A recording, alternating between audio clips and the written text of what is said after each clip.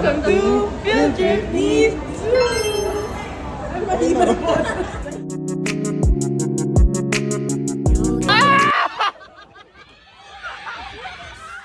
Welcome to another episode of Field Trip ni Zeus. Saan nga ba mas sulit pumunta? Tara, let's find out. First stop, Mary Grace. If you're looking for a place that feels like a warm hug, then this is it. Pagpasok mo pa lang, mapapansin mo agad yung decor, parang fairy tale setting na inspired by Walt Disney. Very homey, parang bahay ng lola mo na may pa-Christmas lights buong taon. It's a perfect spot for family gatherings or catching up with friends.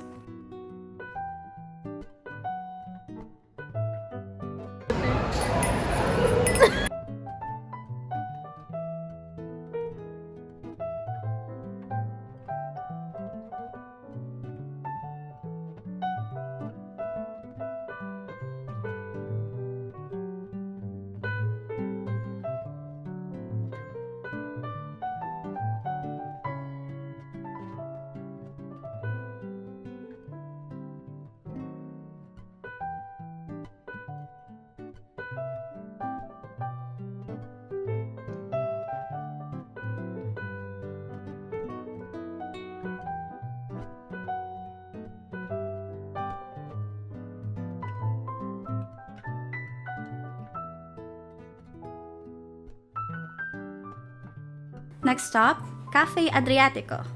A cafe with a Filipino-Spanish charm, rich history, and a more classic vibe. Pero ang tanong, does it live up to its name?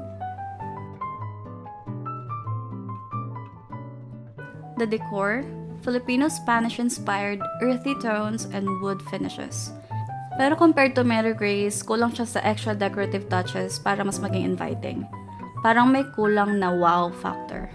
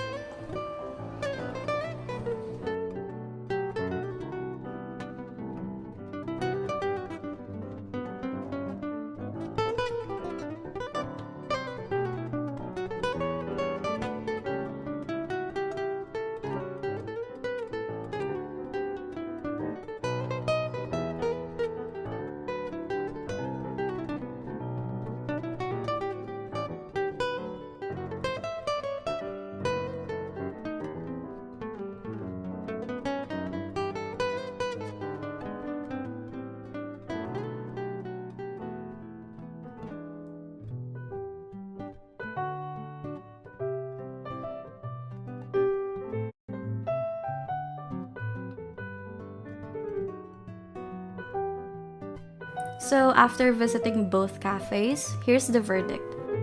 Anong masasabi niya about Mary Grace? Mary Grace, okay naman siya. Ambience-wise, very warm, very welcoming, very Peter Pan, Tinkerbell vibes. Ganda nga ng decor nila. Hindi siya, Oh, sige.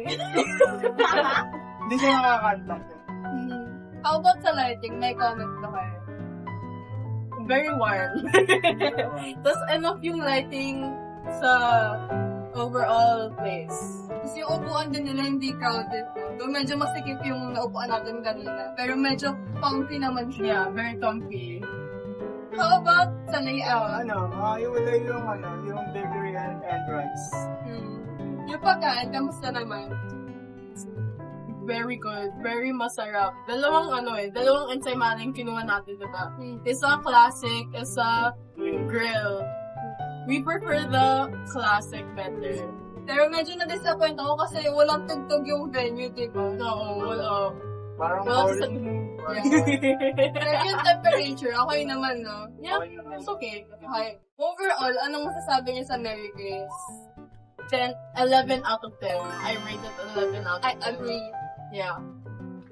Basically, sa Cafe Adriatico, pagdating po namin, okay naman siya. Wala naman siyang masyadong tao. Yun yung maganda. Very Nakaupo quiet. agad kami, so tahimik. How about yung decor? Yung decor naman, parang... Filipino-Spanish. Pero nagkulang siya sa akin kasi yung Ceiling. yung nakita. How about yung seating naman? Maluwag naman. Wag naman siya. Kasi, yun nga, walang tao. Lahat Yun. Pero yung mismong upuan, para sa akin, ang comfortable siya. Pero besides that, Yung food. yung food, Siguro mas bet namin yung Mary Grace. Quality-wise, yeah. The taste-wise. Pero, feel ko mas bet namin yung price ng Cafe Adriatico. yeah. Pero yung sa Cafe Adriatico, mas ramdam mo yung pagka-cocoa niya. Yeah. Tsaka yung timpla, yung chocolate. Yeah. May napansin din ako sa layout nila kasi nakatago yung bar. So parang sayang kasi hindi naman nakita yung mga binibenta nila doon. Tapos wala rin silang tugtog, no? Yeah. Hindi, actually may speaker sila. Napansin ko pagpasok.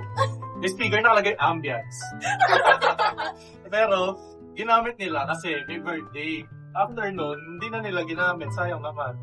How about sa temperature? Meron ba kayong comment doon? Wala. Goods Actually, naman same yun. lang sa menu. Yeah. Sa employee uniform kaya, very boring, very plain. Tapos may mga naka-block doon na kuya, kaso hindi rin makita yung damit nila kasi parang nag-blend lang sa mga tao doon. And it doesn't have like lurpin na nakasabi Cafe Adriatico or other. Okay, last na. Kamusta yung overall ambience ng lugar? Tahimik. Para sa akin. 6 out of 10. Yeah. Three. Nakakulangan lang sa decor, sa outfits. Guys, tara. Ulit tayo sa top. Bus number 1. Pero ikaw, anong trip mo? Mary Grace or Cafe Adriatico? Comment down below, and that's it for today's field trip ni Zeus. See you on the next adventure.